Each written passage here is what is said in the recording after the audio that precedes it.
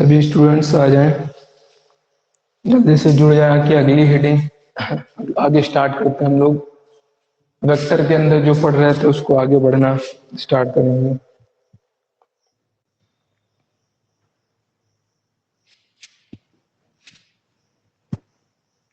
तो आज हम लोगों को पांचवी हेडिंग रहेगी हमारी लंबकोणीय एकांक सदिश।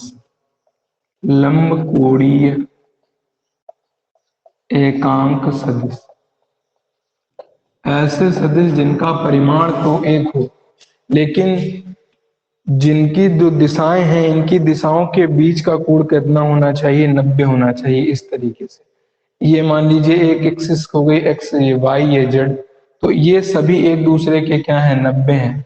तो ऐसे सदिश जिनका परिमाण एक हो लेकिन उनकी दिशाओं के बीच का कोण कितना हो? 90 हो, तो कैसे कहलाते हैं? लंबकोणीय सदिश। तो लिखेंगे ऐसे सदिश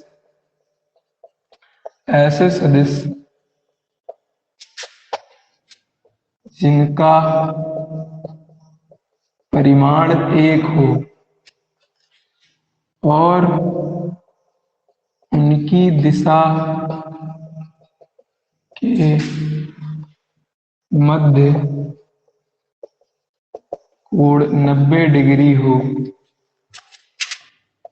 तो उन्हें लंबकोणीय एकांक सदिश कहते हैं।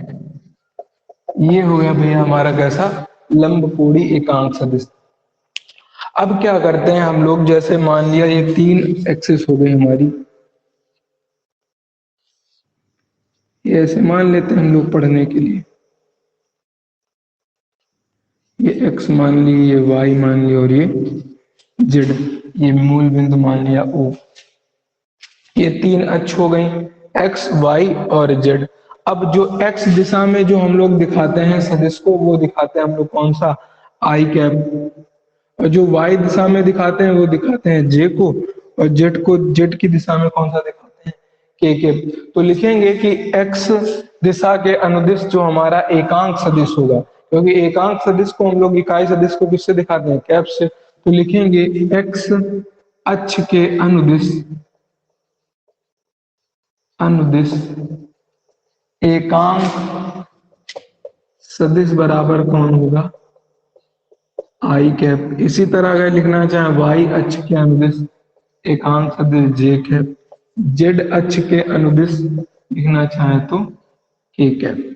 ये तीनों सदिश हो गए, लंबकोणीय सदिश हो गए। और ये दोनों तीनों जो है एक दूसरे के क्या है?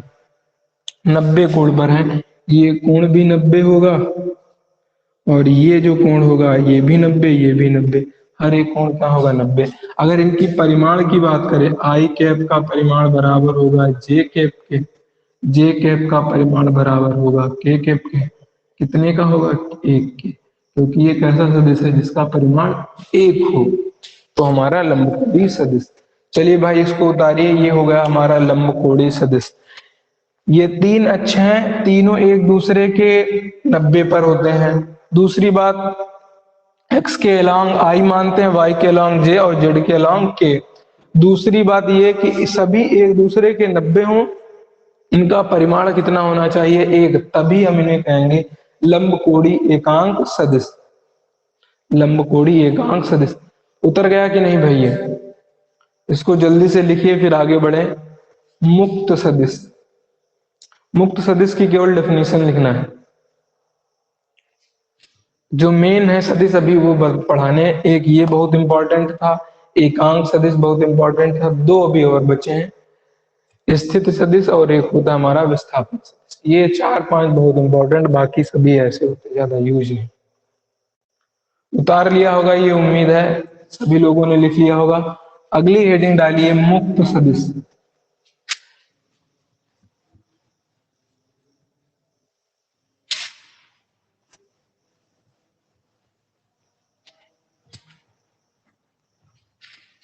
अगली हेडिंग है हमारी मुक्त सदिश। छठे नंबर की हेडिंग रहेगी मुक्त सदिश। अब मुक्त सदिश में सीधे सीधे लैंग्वेज लिख लीजिए। इसके अंदर नीले पेन से लिखिए ऐसे सदिश जिनका प्रारंभिक बिंदु, नीले पेन से लिखिए सीधे, ज्यादा इंपॉर्टेंट नहीं है।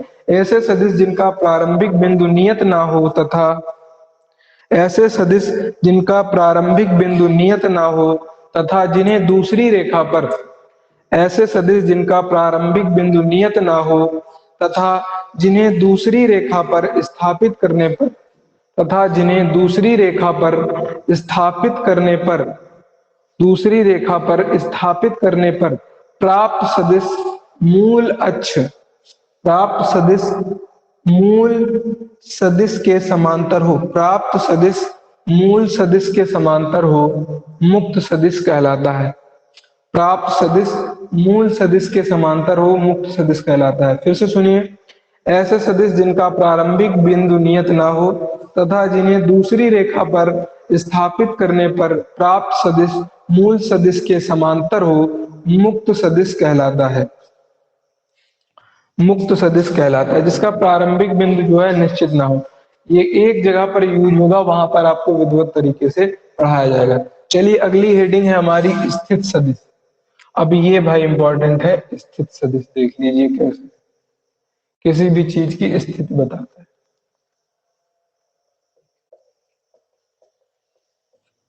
है। स्थिति सदिश।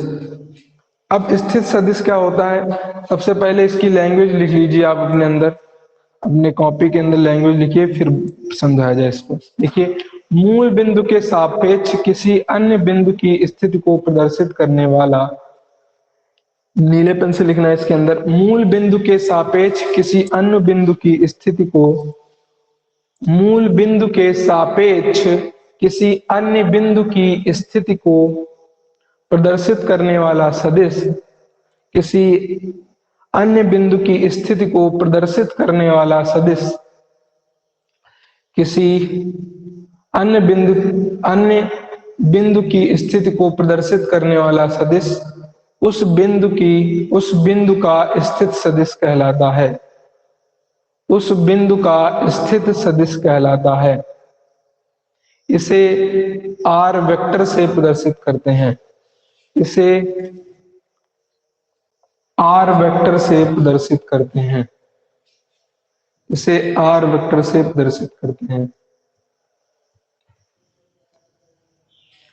फिर से सुन लीजिए, मूल बिंदु के सापेक्ष किसी अन्य बिंदु की स्थिति को प्रदर्शित करने वाला सदिश उस बिंदु का स्थित सदिश कहलाता है। इसे आर वेक्टर से प्रदर्शित करते हैं। अब समझिए कैसे होता है ये हमारा। मान लीजिए ये तीन अक्ष दी हुई है, एक्स वाई जेड। एक्स के अलॉन्ग होता है आई, वाई के अलॉन्ग जेड और जेड के अलॉन्ग के। मूल बिंदु मान लिया ए, यहां पर कोई पी बिंदु है, ये पी बिंदु मान लिया। अब कह रहा है पी बिंदु पर जो है हमारे पी बिंदु पर कोई निर्देशांक दिए हैं, पी बिंदु के एक्स में कुछ दिया है, वाई में कुछ दिया है और जेड में कुछ दिया है। तो जो ओपी होगा, ओ से लेकर के पी तक जो होगा, इसी को कहेंगे हम लोग क्या, स्थित सदिश। क्योंकि ओ से लेकर के पी तक की जो हमारी स्थिति को बताएगा वही क्या कहलाएगा, स्थित सदिश। तो लिखना चाहेंगे अगर बिंदु पी का स्थित सदिश क्या होगा, बताइए भाई। स्थित सदिश क्या लिखेंगे, ओपी बराबर आर वेक्टर, यही तो लिख सकते हैं, ओपी बराबर आर वेक्टर। और अगर ओपी बराबर आर वेक्टर लिख सकते हैं तो बताइए एक्स के अलावा क्या लिखते हैं हम लोग, आई कैप, वाई के अलावा जे कैप और जेड के अलावा क्या लिखते हैं, के कैप। तो एक्स दिशा में कितना आएगा, वो मान लिया आई, वाई के अलावा कितना आएगा, मान लिया जे, जेड के अलावा कितना आएगा, मान लिया। तो इस तरीके से हम लोग किसी बिंदु का स्थित सदिश लिख लेते हैं। तो ये होता है हमारी, तो मूल बिंदु के सापेक्ष, मूल बिंदु ओ से पी तक बता रहे हैं, तो मूल बिंदु के सापेक्ष किसी अन्य बिंदु की स्थिति को जो बताता है वही क्या कहलाता है, स्थित सदिश कहलाता है। जहां पर लैंग्वेज लिखी उसके नीचे ये उतार लीजिएगा, जहां पर आपने लैंग्वेज लिखी है इसके नीचे ये उतार लीजिएगा। फिर विस्थापन सदिश पढ़ाकर एक सवाल लगवा दें और चीजें क्लियर हो जाएंगी।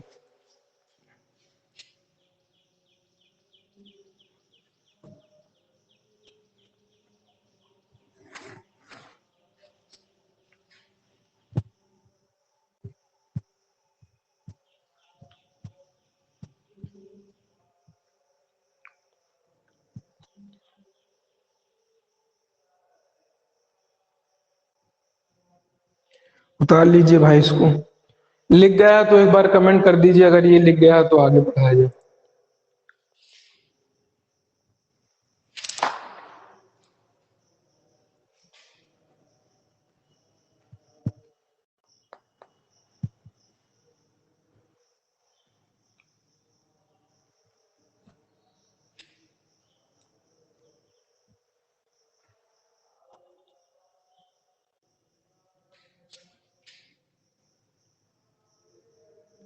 आगे देखिए भाई, विस्थापन सदिश। अब विस्थापन सदिश को समझ लेंगे अच्छे से।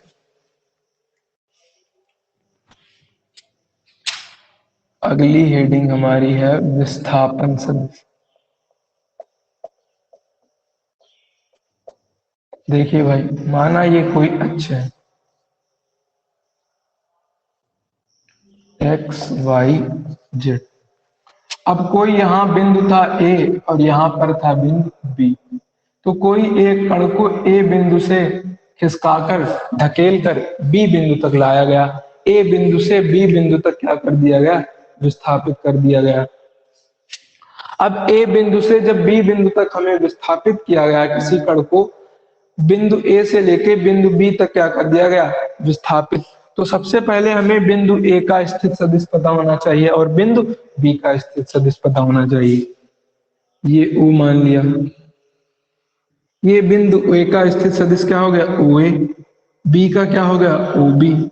ओ ए को मान लेते हैं R one vector, O B को मान लेते हैं आर टू वेक्टर। तो ए बी जो हो जाएगा वो हो जाएगा हमारा आर वेक्टर। तो क्या लिखेंगे यहां पर लैंग्वेज में, अगर किसी बिंदु को, किसी कण को बिंदु ए से बिंदु बी तक विस्थापित किया गया तो पहली बात, बिंदु ए का स्थित सदिश क्या लिखोगे, ओ ए वेक्टर बराबर आर वन वेक्टर। दूसरी बात क्या लिखोगे, बिंदु बी का स्थित सदिश ओ बी वेक्टर बराबर R two vector. O B बराबर क्या हो गया, R two vector. R one vector भी पता होगा। अब अच्छा क्या लिखोगे, तब विस्थापन सदिश बराबर क्या लिखोगे, तब विस्थापन सदिश, विस्थापन कहां से कहां तक हो रहा है, ए से बी, तो लिखेंगे विस्थापन सदिश ए बी वेक्टर बराबर क्या लिख लेंगे बताइए, आर वेक्टर। यही तो लिख लेंगे, विस्थापन सदिश भी पता हो जाएगा। तब विस्थापन सदिश बराबर क्या लिख सकते हैं, ए बी बराबर आर वेक्टर। अगर अब ये लिखना चाहें विस्थापन सदिश क्या लिख सकते हैं, अगर लिखना चाहे विस्थापन सदिश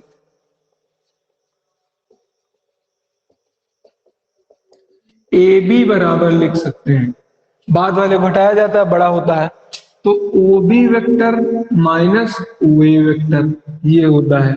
और ए बी बराबर क्या है, हमने माना है आर वेक्टर। ओ बी बराबर क्या मान लिया है, आर टू वेक्टर, इसका आर वन वेक्टर। तो विस्थापन सदिश ऐसे निकाल लिया जाता है, आर वेक्टर बराबर आर टू वेक्टर माइनस में आर वन वेक्टर, इस तरीके से निकाल लिया जाता है हमारा विस्थापन सदिश। और विस्थापन सदिश कौन है यहाँ पर, ए बी है हमारा। ए से कहां तक ले गया, जाया गया इसको बी तक। चलिए भाई, इसको आप चार्ट भी बनाइए और ये वाली लैंग्वेज भी लिख लीजिए। विस्थापन सदिश हो गया कंप्लीट। फिर एक क्वेश्चन करवाएं, सवाल कराएं, तब आपको और चीज क्लियर हो जाए। चलिए भैया, एक बार इसको उतार लीजिएगा, फिर आगे सवाल के माध्यम से समझेंगे हम लोग। उतारिए भाई इसको।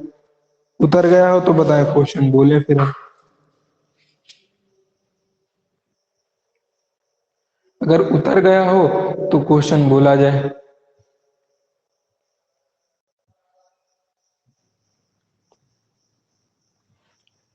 उतार लिया है तो क्वेश्चन बोले। अगर उतर गया है तो क्वेश्चन बोले इसी के ऊपर आधारित। कमेंट कर दीजिए भैया, लिख गया है तो क्वेश्चन बोले।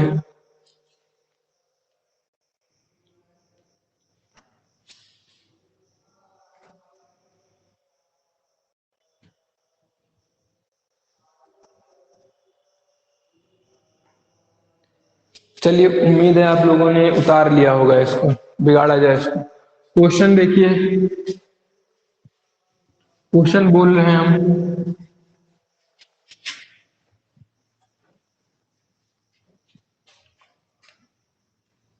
क्वेश्चन है हमारा, क्वेश्चन लिखिए अपनी कॉपी में काले पेन से। किसी कण को बिंदु ए 2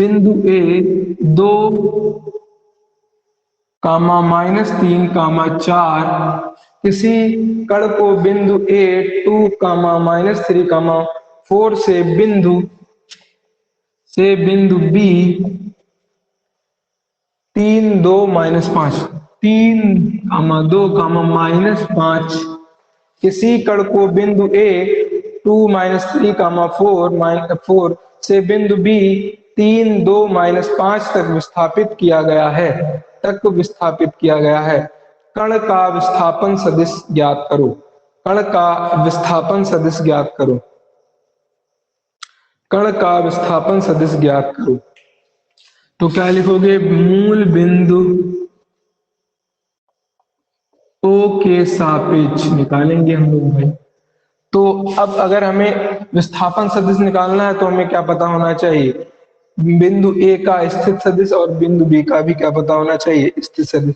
तो लिखेंगे बिंदु ए का स्थित सदिश